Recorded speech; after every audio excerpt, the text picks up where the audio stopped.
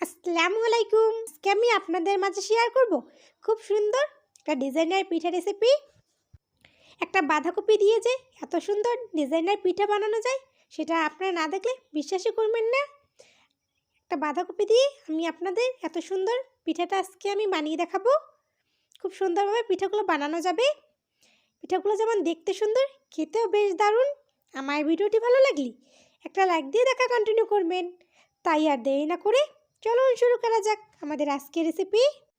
এবার চুলে একটা প্যান বসিয়ে দিয়ে দেবো আমি 2 কাপ পানি। এখন দিয়ে দেবো স্বাদ মতো লবণ। এখন পানিটাকে ভালোভাবে ফুটিয়ে নেব।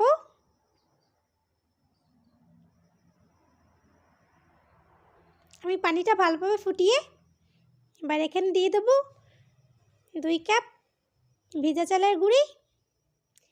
এখানে আমি পানির পরিমাণ আর চালের গুঁড়োর পরিমাণ সমান দিয়েছি। এখন ভালোভাবে নেড়ে একটা ডো তৈরি করে নিতে হবে।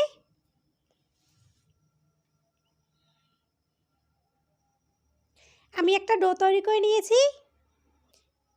এবার এটাকে একটা ঢাকনা দিয়ে ঢেকে কিছুক্ষণ রেখে দেবো, ভালোভাবে সিদ্ধ হয়ে যাবে। এবার এটাকে আমি একটা প্লেটে ঢেলে নেব।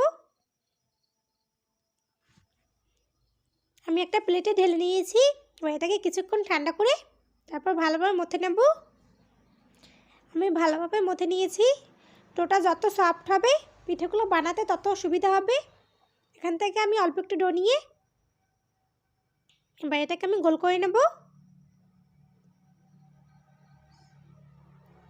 এবার এর উপরে আমি একটু চালের গুঁড়ি ছিটিয়ে একটা বেলনির সাহায্যে বেলে নেব।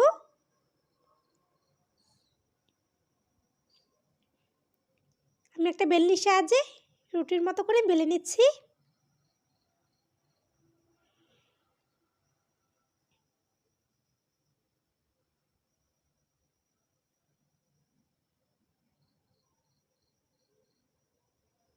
আমি বেলে নিয়েছি। এটা বেশি পাতলাও হবে না, বেশি পুরো হবে না, মাঝারি রাখতে হবে। এখানে আমি একটা বাঁধাকপির পাতা গোল করে কেটে নিয়েছি। এর সাহায্যে আমি পিঠার ডিজাইনটা করে নেব। এভাবে রুটিটার উপর দিয়ে চেপে চেপে আমি এই বাঁধাকপির দাগগুলো বসিয়ে দেব। দেখুন পাতাকপির মতো হয়ে গেছে। এবার এটাকে আমি গোল করে কেটে নেব। এখানে আমি একটা বাটার ঢাকনার সাহায্যে কেটে নিচ্ছি।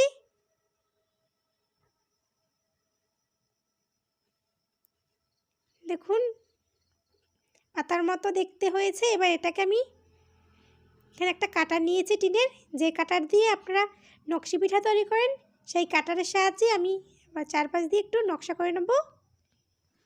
আমরা যেভাবে নকশি পিঠার ডিজাইনটা করি ঠিক সেভাবেই করে নিতে হবে। আমি টিনের কাটারটার সাহায্যে সেভাবে নকশা করে নিচ্ছি।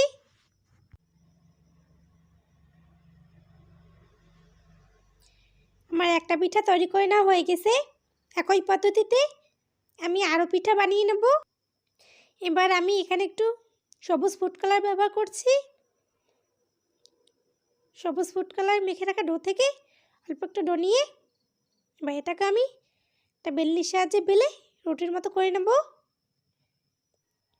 আপনারা এভাবে বানিয়ে রোদে শুকিয়ে বছর জুড়ে সংরক্ষণ করতে পারবেন। আমি এটাও রুটির মতো করে বেলে নিয়েছি। ঠিক এমনটা হবে, পাতলাও থাকবে না, পুরো হবে না। আমি আবার বাঁধাকপির পাতাটা দিয়ে শেপ দিয়ে নেব। এভাবে চেপে চেপে করে নিতে হবে। এখানে বলে বোঝানোর কিছু নেই, আপনারা দেখেই বুঝে নিতে পারবেন আমি কিভাবে নকশাটা করে নিচ্ছি। আমার এটাও করে নেওয়া হয়ে গেছে। এবার আমি আবার ঢাকনা দিয়ে কেটে নেব।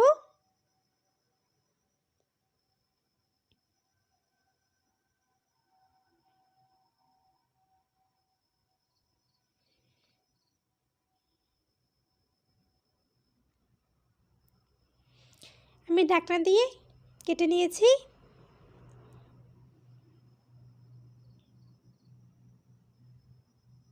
এবার আমি টিনের কাটারের সাহায্যে চারপাশে নকশা করে নেব।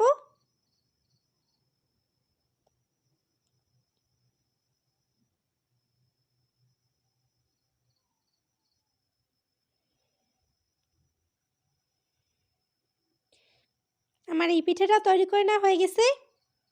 একই পদ্ধতিতে আমি আরও পিঠা বানিয়ে নেব। এখানে আমি কিছু হলুদ ফুড কালার দিয়ে নিয়েছি। হলুদ ফুড কালার ডো থেকে আমি অল্প একটু ডো নিয়ে এটাও আমি রুটির মতো করে বেলে নেব।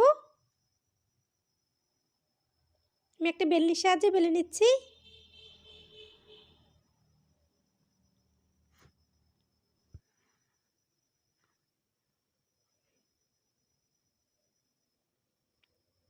একই পদ্ধতিতে আমি এটাও বানিয়ে নেব। আবার পাতাটা উপর দিয়ে শেপ দিয়ে নিলাম। এবার এটাকে গোল করে কেটে নেব।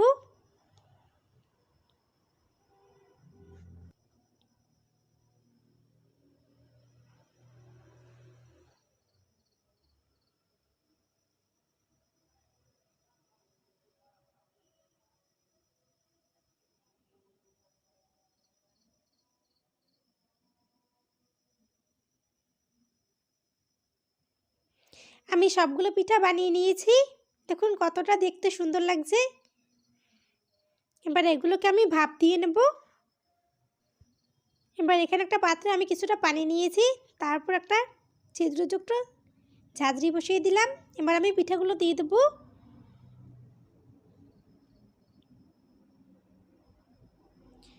আমি কিছু পিঠা দিয়ে দিলাম। এবার একটা ঢাকনা দিয়ে ঢেকে 3 থেকে 4 মিনিট এটাকে ভাপ দিয়ে নেব। ফিরে আসলাম 3 থেকে 4 মিনিট পর। আমার একটা ভাপ দিয়ে নেওয়া হয়ে গেছে। এবার এগুলোকে আমি তুলে নেব। আমি এগুলোকে তুলে একটা প্লেটে দিয়ে দিলাম। এবার এগুলোকে আমি কড়ার রোদে শুকিয়ে নেব। আমি পুরো একদিন কড়ার রোদে শুকিয়ে নিয়েছি। এবার এগুলোকে একটা এয়ারটাইট বক্সে ভরে আপনারা বছর জুড়ে সংরক্ষণ করতে পারবেন। আমি এখান থেকে কিছু পিঠা ভেজে দেখাবো। এবার চুলে একটা প্যান বসিয়ে আমি পর্যাপ্ত পরিমাণে তেল দিয়ে নেব। তেলটা গরম হয়ে গেলে আমি একটা পিঠা দিয়ে দিলাম। এবার আমি পিঠাটা ভেজে নেব।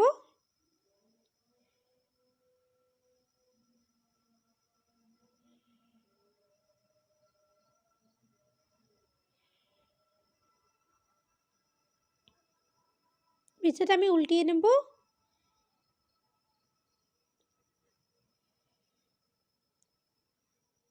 আমার একটা পিঠা ভেজে নেওয়া হয়ে গেছে। এবার এটাকে আমি তেল ঝরিয়ে উঠিয়ে নেব। আমি আর একটা পিঠা ভেজে দেখাচ্ছি।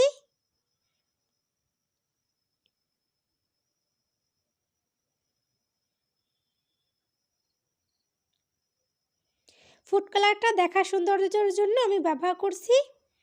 আপনাদের হাতের কাছে না থাকলে এটাকে স্কিপ করতে পারেন। আপনারা সাদাও সবগুলো বানিয়ে নিতে পারেন।